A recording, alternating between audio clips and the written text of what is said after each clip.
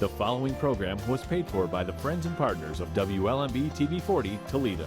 From the time your child is born to the last time you see them, you know, driving away or walking away or whatever, until your last breath, you are a parent, you know, and you are invested in them spiritually.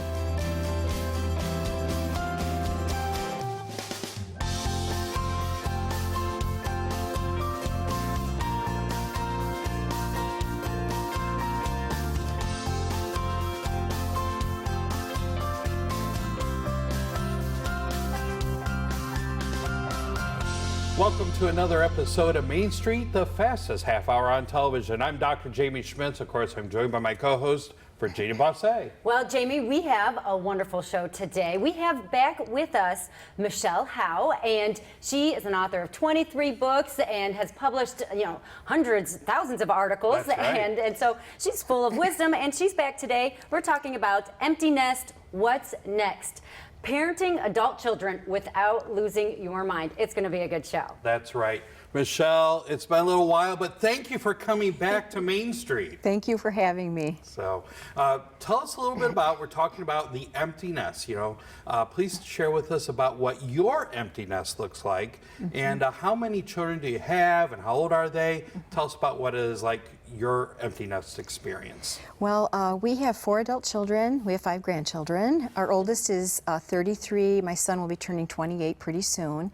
But my 2 oldest daughters lived at home, then they got married. So that transition was pretty easy because we loved our son-in-laws. So it was a joyous occasion, a good reason for them to leave. And we weren't really affected by it that much. And then we had one daughter still at home and then our son. And our daughter at the time was going through some real hard life issues, so she wasn't ready to move out. But our son left for U of M, University of Michigan, and I remember the day we drove him up there, I cried all the way home. I didn't have that response with my 2 older daughters, which was very strange to me, and I thought, why am I crying when the 3rd child leaves, but not the first 2, which didn't make sense. But on the way home, tears, and my husband's going, it's gonna be okay, it's gonna be okay. And I really wondered, is it gonna be okay? I don't know if it's gonna be okay. Who am I now? And I think what happened was I realized my primary, you know, role as a mom, a full-time mom, was really ending. You know, we only had one daughter at home. She was in school, she was working full-time. She wasn't around much. So our dinner table shrunk from 6 to 5 to 4 to 3, you know, and then my son is gone, and a lot of nights it was just my husband and I. And it changes the dynamic of life in a big, big way. Well, you know, you talked about some of those emotions that you were going through. You know, do fathers generally have the same emotional reaction? You know, how did your husband feel, you know, about the kids leaving? You know, he did really well. I think he got busier at work, and we laugh about it now because it was his coping mechanism. I mean, he's a teacher and a coach, so he was able to spend more time coaching instead of rushing home because we still had kids that he wanted to see before I put them to bed, or, you know, to play with them or take them out for a bike ride, whatever, and they were older. You know, once the kids weren't there, he just felt like, you know, now I can invest in my students and my athletes, and I was all behind that, but it left me with more hours home alone, and I work from home. So all of a sudden I'm home alone all day by myself. You know, and yeah, I go out and everything, but again, just those interesting little life changes is like a mom would feel that you don't make a big meal anymore. You make a smaller meal. You know, you don't have as much laundry to do anymore. You know, the house stays cleaner a lot longer. Those should be reasons to rejoice, right? We have less work, but you know what? Those can be triggers for sadness and grief. And I know I experienced that when I would look through my recipe box and I'm thinking, oh, how do I have this, or do I need a quarter of it? And then I would think of all the times our 4 kids and their many friends were at our house many evenings. It would trigger some just sad emotions. Yeah. And, you know, and talking about those emotions, and, you know, why is it that we as parents often feel grief? You know, you said the word grief, you know, when we should be celebrating, you know, like when the kids are, you know, getting married or going off to school. You know, I think we need to realize that when someone we love goes away, we're sad. It doesn't matter who they are. You feel sadness when someone you care about leaves, and when they leave for good, you can be really sad. And I think, you know, we have to honestly let those emotions work through our system. And people stuff their emotions, they deny them. Not healthy, because eventually you're going to have to deal with them. So deal with them today. Deal with them with the Lord. Talk to Him a lot, you know. But realize that it's an acceptable and right response when people you leave. You're going to be sad, so just weather it and don't say, oh, there's something wrong with me. You know, it is God's plan. We birth our kids, we raise our kids. He wants them to grow up and be functioning, devoted believers who are impacting our culture outside of our home, hopefully, eventually. And we want that for them, and we want families for them. We want that cycle to keep continuing, and I think moms and dads have to remind ourselves, this is God's plan. It's bigger than my desires. Michele, what role would you say that faith plays in the role of parenting? I think it's crucial. I think it's key. I think it's foundational. It's everything. I mean, from the time your child is born to the last time you see them, you know, driving away or walking away or whatever, until your last breath, you are a parent, you know, and you are invested in them spiritually. You know, our world is broken, and it's chaotic, and it's suffering. And boy, don't you want to grab hold of those little people's hearts when they're young and show them that Jesus cares, that He's their safe haven, He's their rock, no matter what they go through. So from the very beginning, man, we were trying to show them what the love of the Lord looked like. You know, we often think that the next season of life will be easier. You know, how does parenting adult children, you know, compared to parenting, you know, children, how does that compare? Does it get easier the older they get? Well, you know, people would always tell me that once my kids turned 18, it would be a breeze. And for a while I believed it. And then my kids turned 18, 19, 20, and I thought, they lied to me. Because little people have little problems, and big people have adult problems. So now you have adult children who maybe are going through a divorce, an unwanted divorce. Maybe one of them has cancer. Maybe one of them doesn't know what they want to do with their life. Maybe one gets a job clear across the country and is scared to death. You know, one can't find a mate. It doesn't matter. The same challenges that we as the parents have, we have to realize our kids now have grown into those same situations. And you know your own pain from your past, or what you're struggling with today, and what you're afraid about tomorrow. Your kids feel the same way. And I think as moms and dads, we start digesting that and going, wow, they have the same pressures you and I have. How can we help them? Michele, in your book, you've been really transparent about your personal family struggles. During the empty nest season, what has been your greatest parenting challenge or challenges? Well, we were caregiving for an elderly relative who was also our neighbor for about 5 years off and on, and my husband and I were very, you know, we were in the trenches with this elderly gentleman. He never married. He never had kids. He was an only child, so he was alone. So we really had a lot of responsibility, which we were happy to fulfill. However, we were then unaware that our third daughter was really going off track until a policeman came to our door one day, and we thought, what is going on here? And we had the rudest awakening of our life, and little did we know that that afternoon would change and define our lives for probably about 5 years. You know, she became a person we didn't know. I mean, she was so expert at lying, we didn't even know she was lying to us, but she had a whole hidden life. Had grown up in the church, said she was a Christian. Now she would tell you she really wasn't a believer at that time, but she had so fooled us. She was so sweet. We never thought she could be manipulative. And I mean, we were on our knees for 5 years. I mean, she was drinking and partying and clubbing and drinking and driving, and she spent nights in jail. Oh, and my. she had fines, $5,000 fine from the state of Michigan. And you know what? We prayed and had tough love and rules, but we found out that she was an adult and she was going to do what she wanted to do until she had enough of it. So that was the hardest, I would say, seasons of our life, but God was so faithful. And I remember one night we thought that she had been possibly abducted. She didn't come home. It was 2 in the morning. I couldn't sleep. I was sitting on our kitchen counter looking out into the darkness and just saying, Lord, what if she never comes home? And I just remember the Lord impressing on me, but I'll be with you. But I'll be with you. And I calmed down. That's miraculous when you don't know if you're going to see your child again. And we weathered the next hours. The police came.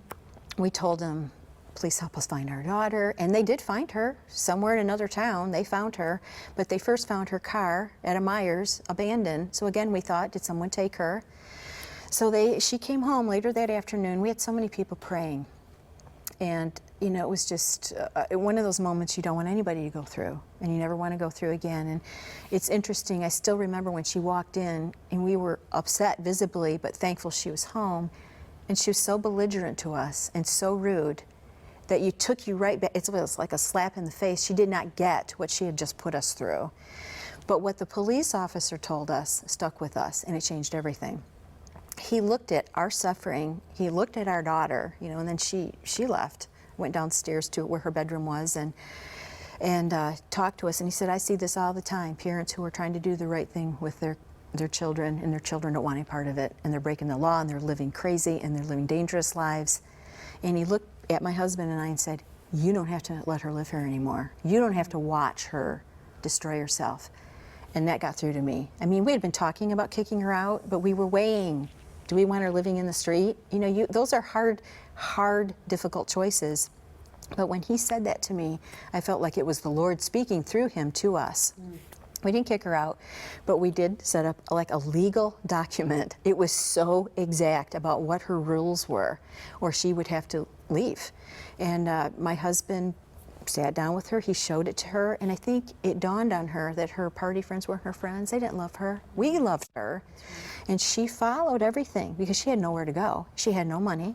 You know, she had a job, but she was blowing the money, you know, and she had a lot of fines to pay. We didn't pay her fines. We didn't pay her legal fees. She had to pay, she paid it all. So she had to dig herself out of a hole over a period of months. But you know, that was the turning point, I think, of reality really hit her. You know, and then some months later, she turned back to the Lord in earnest, got baptized, and now, this has been 5 or 6 years, she is living for the Lord, and her testimony is fantastic. I mean, she is out there trying to reach women who are stripping in clubs, women who are prostitutes, who are drug addicted. I mean, she's seen all that, and her heart is so big for those women who are struggling. Wow. A powerful, powerful testimony. It is, and it's all God. I mean, it wasn't us, it was what he did in her life. What do you think it was that, as you said, she kind of had to have enough of it? What day, what moment, what point was that? What did that look like? Well, I think the enough came when we sat down with that contract, and my husband said to her, hey, you can move out. You're free to move out. We don't want you to, but you can. And then he also did something kind of drastic. He drove her down to Cherry Street Mission and said, this is your next stop. Because if you break these rules, there's no second chances. You're out of our home. So he gave her a real visual picture of what that's going to look like. Right, and he also broke her cell phone, and together they broke her laptop, which was a very vivid thing, because then she couldn't contact those friends who she knew really were not friends and destroying her life. And we bought her another phone, but we had access to her phone 24/7. We put the friend finder on it, we had that, and she knew all this. It was all okay. She always had to have her phone on for us day and night. She had a curfew, and by then she's 23. Usually you don't have curfews for 23-year-olds, but she had so broken trust with us. She didn't balk. She did it. She did it, and then there was a couple times where she blew it in a little ways, and she lost our financial help for college for that semester, which was painful. Yeah. Well, that is a powerful testimony, and we're going to talk more about that. But you know what parents can do if they're struggling through a situation like that when we come back. Are my choices today or tomorrow going to help my kids solve a problem they're facing today? Or is it going to build character and maturity and, you know, develop growth for the long haul? You don't want your kid living with you at 40 because they don't know how to live within their means. The mission of Dominion Broadcasting WLMB-TV 40 is to provide Christ-centered television of high technical quality and programming excellence to uplift, unite, educate, challenge, and encourage viewers in a manner consistent with the teachings of God's Word. Won't you join us? Please send your gift today and be a part of the ongoing mission of WLMB-TV 40. Thank you. WLMB's free monthly program guide keeps you informed about your favorite Christ-centered and family-friendly programming found on WLMB. There's something for the whole family to enjoy, from great Bible teachers to classic family favorites. Plus, you'll find family movies, news from a Christian perspective, local shows Main Street and Pastor's Point, excellent don't-miss documentaries, and much more. Enjoy quality Christian television on WLMB-TV 40 and sign up for your free monthly program guide today. Now, back to Main Street. Well, we're here with Michele Howe, author of Empty Nest, What's Next? Parenting adult children without losing your mind. And Michele, you know, we were just talking about your powerful testimony with your daughter. And, you know, if somebody is going through, you know, a tough situation right now, they're struggling, you know, what are some tips that you can help them with? Well, I remember the day that my daughter really turned back to the Lord, and it was genuine, and she had this beautiful testimony at our church. And right after it was over, I mean, there were tears everywhere, especially from my husband and I, just being so grateful that she finally realized who the Lord Jesus Christ could be for her, and not only saving her, but giving her a life that's fulfilling and wonderful, you know, and meaningful. But all these people came up to us afterwards, and they said to us, "Aren't you glad it's all over? Aren't you glad it's all over?" And our response was, "What do you mean? She probably made 10,000 terrible choices over a 5-year period. She's going to make thousands of good choices to get emotionally healthy, mentally healthy, spiritually healthy." I mean, we knew the battle was just beginning, because what happens when we turn to Christ and are obedient? Satan attacks. That's right. Immediately, and you know what? She bore that out for months. She would have nightmares. I mean, terrible nightmares. And she lived in our home, so she was in a safe place, and we were there. And finally she said, "Mom, I can't sleep. Every night I go to bed and I feel like there's something in the room with me." You know, and you know when it stopped? When my husband started going down to her room and praying every night before we went to bed. That leadership, that spiritual covering changed everything for her. And eventually those nightmares went away, you know, but I just felt like she was so attacked because Satan was losing ground in her. He had her for years. So we rejoice, but it was heartrending, and it was rigorous. And even for 3 or 4 years after she had turned around, she's still living with the repercussions of her sin. Because sin scars you. Yes, Jesus can heal, but we don't forget. You know, certain triggers you remember, and then you have a choice.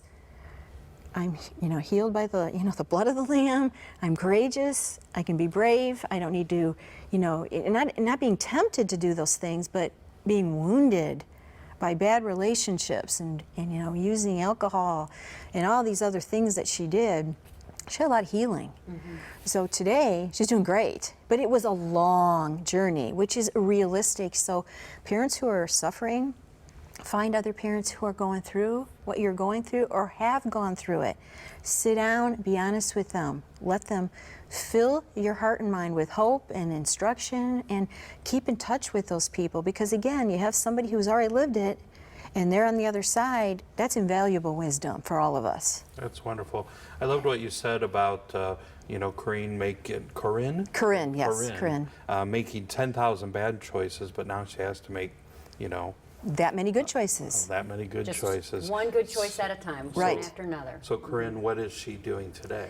You know, when she first got out of that whole awful, you know, part of her life, she went back to school and got an associate's degree, and then she got a bachelor's degree, and this summer she has finished her master's degree in social work. Praise the Lord. Wow. So this little girl's gone a long way, and she's now employed in Monroe, and she's going to be working at a public school, ministering to all these kids who just are needy, and you know, she has the heart to do it.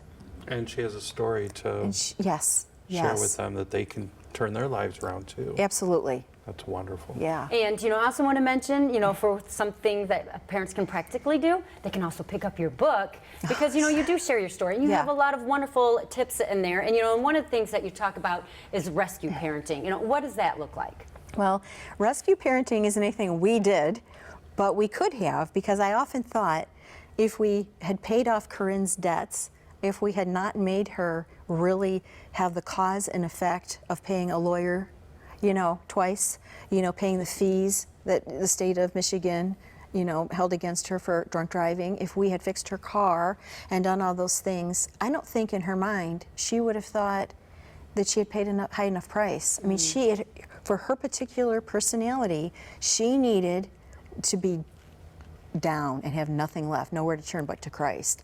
But you know, I see parents who are rescue parents, meaning the kid comes to them and they might be 30 and say, oh, my credit cards are all maxed out, Mom, can you help me? And the mom has a choice. I mean, and it has to be an individual, case-by-case choice if that's the first time, but still you have to say, maybe I'll loan you the money for your rent, but you're going to pay me back starting next month, and we're going to get you on a budget, and you better stick to it, because this is not, you know, a bank here. Right. And I think what we always have to remember with kids, look at the long view. Are my choices today or tomorrow going to help my kids solve a problem they're facing today, or is it going to build character and maturity and, you know, develop growth for the long haul? You don't want your kid living with you at 40 because they don't know how to live within their means. Right. You want them to learn how to work within the budget that, you know, whatever their wage is. So that's part of setting healthy boundaries. Yes, yes. Yes, yeah. Well, you mentioned emotional bank accounts. What do you mean by that? I have a good friend who would ask me, how is your emotional bank account doing today? And I'd be like, what are you talking about? And she'd say, well, each of us has a bank account every day. And maybe you have $100 today, and maybe tomorrow you might have $1,000. And where are you at? Depending on what's going on in your life, how much stress you're under, you know, and a lot of it had to do with what we were dealing with Corinnes. And I would be like, well, I have about 5 cents left. And she would say, okay, now we're going to pray, and you're going to put it away. And you're going to give that burden to the Lord because you do not have the emotional energy in your bank account. And I never forgot that statement. And I still ask myself that today because we have a circle of responsibility that's small, if we really look at it, probably your spouse and your kids, maybe your parents. Circle of care is big because women are carers. We care about everybody. We care about the third cousin of Uncle Joe. So and we hear something on the news and we die inside, you know, and it's all good to care, but I have to often go back and say, my circle of responsibility is this. That God gives me strength and grace for this. He doesn't give me strength and grace for all of that. So that's what she was trying to communicate to me. Your circle of care is huge, that's fine, but you're not responsible for them. You care about them. You can't make their lives better. They have to make choices that will make their own lives healthy, responsible. You know, one of the things I've been reading about is that there seems to be, a resurgence of adult children coming back and moving in with their parents, you know, young adults. And, you know, obviously some of those are for legitimate reasons, some of those are for illegitimate reasons. Right. But what suggestions do you have for parents who have children moving back into their home, or they're considering allowing their children to move back into their home? Well, I think you nailed it. There's good reasons and there's poor reasons. You know, if you have an irresponsible child who's just selfish, who just wants to do what they want to do and they want to play video games all day and they don't want to look for a job, you might want to say no, because they're probably not going to do anything different in your home. A little tough love. Yeah, a little tough love. However, you know, I recently read that a college graduate today, it takes 7 months for them to get a job in between graduation and even when they're vigorously job hunting. That's a good reason to let your child back in. I mean, I always want my home to be open to our kids and our grandkids if there's a need. But you know, before they move back in, we would have a contract and we would have a meeting. As I've seen too many families say, oh, we get along so well, but then the adult daughter or son moves back maybe with a child or a spouse, and you know what? Nobody knows who's responsible for meals. Who's going to do the laundry? Who's going to clean the house? Who's going to pay for the groceries? What about all the electric bills? You know, and everything gets... Who drank all the milk? Who drank all the milk? Right. Good point, Jamey. So you need a nice, friendly conversation, and you need a contract. And I'm not saying you have to sign it, but everybody needs to know the rules and say, sure, you are welcome, but this is temporary, right? You know, and they should have a move out goal, and maybe it'll fluctuate, maybe it won't, but you know what? You have to have good communication. You can't just go on, oh, but we got along so well when they were 17 and 18, but now they're adults. And you know, when you're adults, you want to do it your way if you've lived away from home.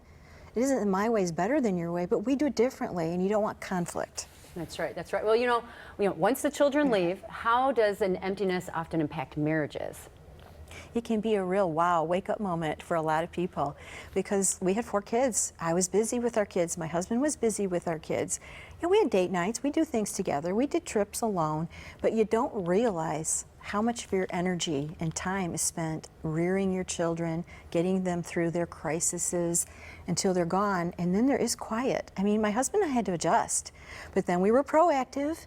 We made sure we were going out more. We made sure we were talking a lot every day. We made sure we had fun together, and that was the biggie. We learned how to do fun things again. You know, whatever. We liked nice dinners. We'd go out. We would go out to a movie. We like music. We'd go to theater.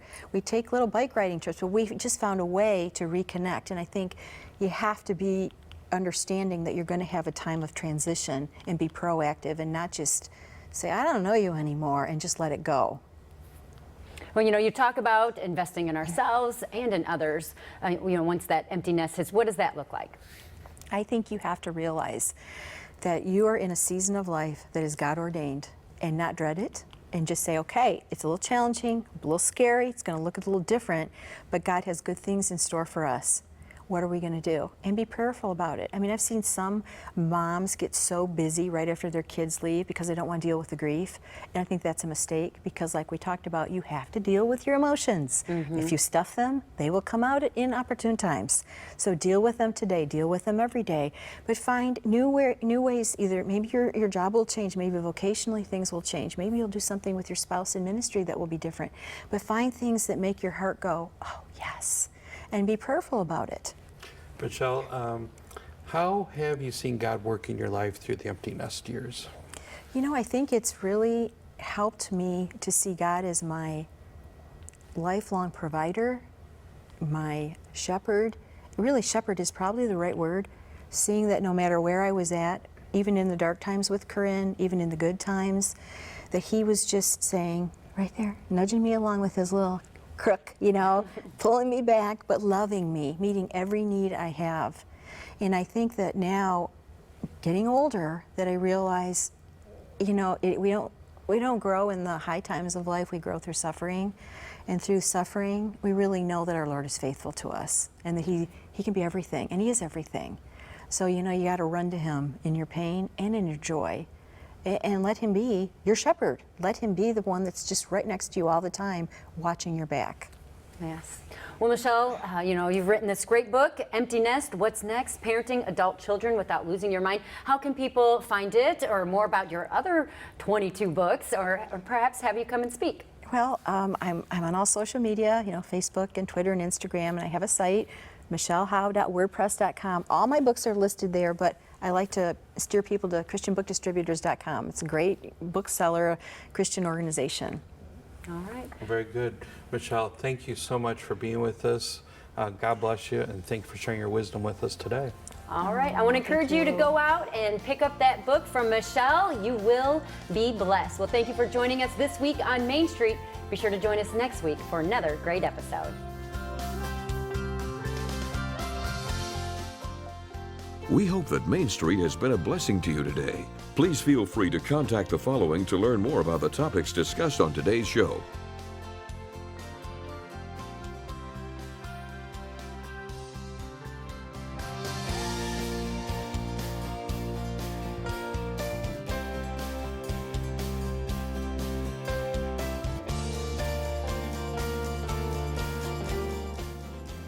WLMB would like to thank all the faithful supporters of WLMB that make this program possible. Main Street is a production of WLMB-TV 40 in Toledo. All rights reserved.